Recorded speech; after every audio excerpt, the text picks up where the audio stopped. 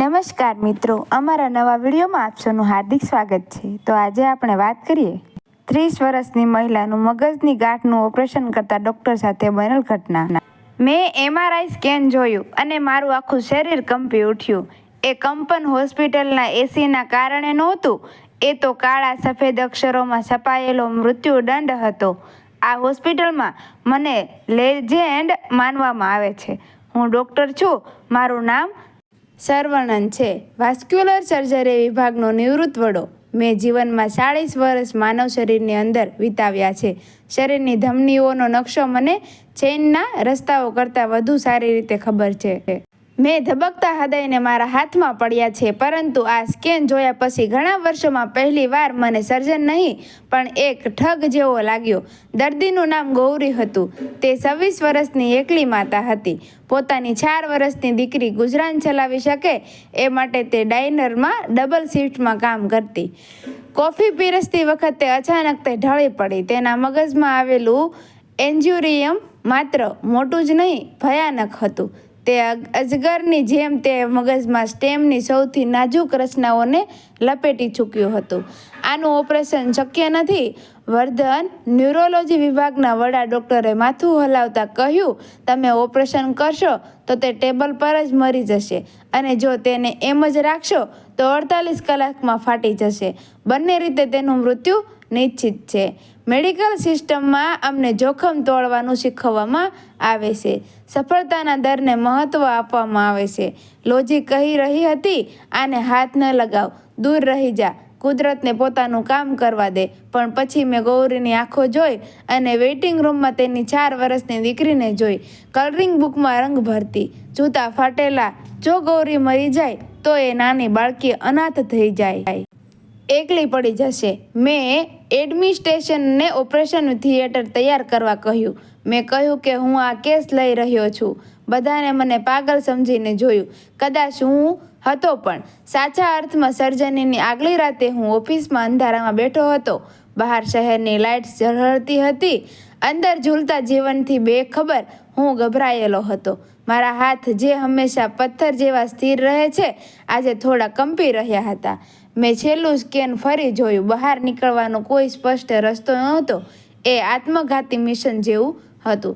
હું વિજ્ઞાનમાં માનનારો માણસ છું। સ્કેલપ, જુસર અને બ્લડ પ્રેશરમાં મને વિશ્વાસ છે, પણ મારા ટેબલ પર મેડિકલ જર્નલ્સના ઢગલા પાછળ ભગવાન વૈદ્યનાથનું એક જૂનું લેમિનેટેડ કાર્ડ હતું, જે મારી દાદીમાએ મેડિકલ સ્કૂલ શરૂ કરતી વખતે આપ્યું હતું। તેણે કહ્યું હતું, યાદ રાખજે, દવા શરીરને સાજું કરે છે, પરંતુ ભગવાન માણસને સાજો કરે છે। મેં એ કાર્ડ ઉઠાવ્યું, કોઈ ઔપચારિક પ્રાર્થના કરી નહીં, ફક્ત ગૌરીની ફાઇલ પર હાથ મૂક્યો, ભગવાનની તસવીર તરફ જોયું અને અંધારામાં વાત કરી, હે ભગવાન, હું કંપતા સ્વરે બોલ્યો, આ કામ માટે મારા હાથ પૂરતા નથી। હું તો ફક્ત એક મેકેનિક છું। કાલે સવારે તમને મારી સાથે ઓપરેશનમાં આવવું પડશે। હું તમને મારા હાથ ઉધાર આપું છું। તમે મને જ્ઞાન આપજો, સર્જન તમે બનજો। બીજા દિવસે સવારે ઓપરેશન થિયેટર ઠંડુ હતું, હવામાન તણાવ હતો, નર્સો શાંતિથી હલનચલન કરી રહી હતી। એનેસ્થેસિયોલોજિસ્ટ મારી સાથે આંખ મિલાવતા પણ નહોતા। સૌને ખબર હતી કે આપણે કદાચ આ લડાઈ હારી જઈશું। અમે ઓપરેશન શરૂ કર્યું। પરિસ્થિતિ સ્કેન કરતાં પણ ખરાબ હતી। ધમનીની દિવાલ કાગળ જેટલી પાતળી હતી। એક ખોટી શ્વાસ કે નાનો કંપન અને બધું ફાટી શકે। મેં માઇક્રો સીઝર ઉઠાવી। આ ક્ષણ કરો કે મરો જેવી હતી, અને પછી એવું થયું, મને લાગ્યું કે આખો રૂમ શાંત થઈ ગયો। ફક્ત શાંતિ નહીં, એક અદ્ભુત નિર્વાત। મોનિટરની બીપ અવાજો પછાત થઈ ગયા। મારા ખભા પર એક અજાણી ગરમી ફેલાઈ, હાથ અને આંગળીઓમાં ઉતરી। એ એડ્રેનાલિન નહોતું, એ શું હતું છે મને ખબર છે। આ કંઈક અલગ હતું, શાંતિ, પરમ શાંતિ। મારા હાથ ઝડપથી કામ કરવા લાગ્યા। સ્પષ્ટ કરું, હું તેમને હલાવી રહ્યો નહોતો, હું તો ફક્ત તેમને ચાલતા જોઈ રહ્યો હતો।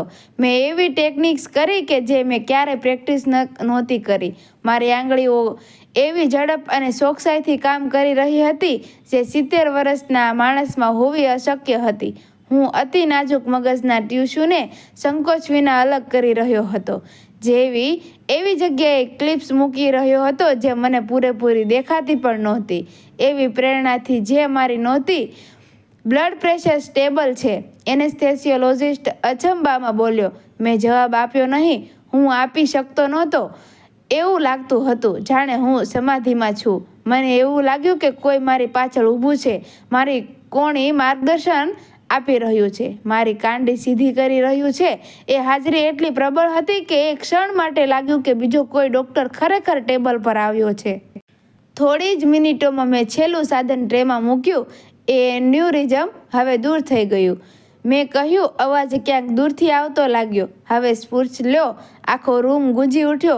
નર્સોની આંખોમાં આંસુ હતા. રેસિડન્ટ ડૉક્ટરો અવિશ્વાસથી મોનિટર જોઈ રહ્યા હતા. એક ટીપું પણ લોહી વહી નહોતું. એ સંપૂર્ણતા અશક્ય જેવી હતી. મેં ગાઉન ઉતાર્યું અને શીખ પાસે ગયો. અરીસામાં જોયું. સામાન્ય રીતે આવી સર્જરી પછી હું થાકી જાઉં છું, પરસેવો થાય, કમર દુખે, પણ આજે હું ખાલી હતો, સંપૂર્ણ શાંત. થાક જ નહોતો. મેં મારા કરસલિયા વૃદ્ધ હાથ જોયા.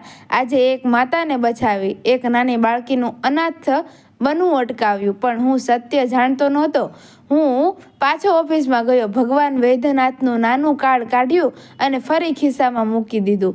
એક અઠવાડિયા પછી મેં ડિસ્ચાર્જ પેપર પર સહી કરી. ગૌરી પોતાની દીકરીનો હાથ પકડીને બહાર જઈ રહી હતી. આંખોમાં આંસુ સાથે તેણે મને હીરો અને ભગવાન કહ્યું. હું હસ્યો અને માથું હલાવ્યું. આ મેં એકલો કર્યું નથી. મેં કહ્યું. તેને લાગ્યું કે હું નર્સોની ટીમની વાત કરું છું, પણ હું જાણતો હતો કે એ દિવસે મુખ્ય સર્જન કોણ હતું. વિજ્ઞાન કેવી રીતે સમજાવી શકે છે બ્લડ ફ્લો, નર્સ સિગ્નલ્સ, પણ તે ક્યારેય શા માટે સમજાવી શકતું નથી. જ્યારે બધું અશક્ય લાગે ત્યારે માણસને અચાનક રસ્તો કેવી રીતે મળે એ વિજ્ઞાન સમજાવી શકતું નથી. ક્યારેક સ્વીકારી લેવું પડે છે કે આપણે માત્ર માધ્યમ છીએ. અને એ મંગળવારે ઓપરેશન રૂમ નંબર 4માં મહાન વૈદ્ય હાજર હતા.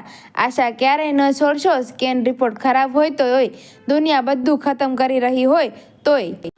ચમત્કારો હંમેશા વીજળીની જેમ નથી આવતા. ક્યારેક તે સ્થિર હાથ અને શાંત પ્રાર્થના સાથે આવે છે. મિત્રો, તમારું આ વિડીયો વિશે શું કહેવું છે કમેન્ટમાં જરૂરથી કહેજો. વિડીયો ગમ્યો હોય તો વિડીયોને લાઇક, શેર અને અમારી ચેનલને સબસ્ક્રાઈબ કરવાનું ભૂલશો નહીં. રાધે રાધે. જય શ્રી કૃષ્ણ.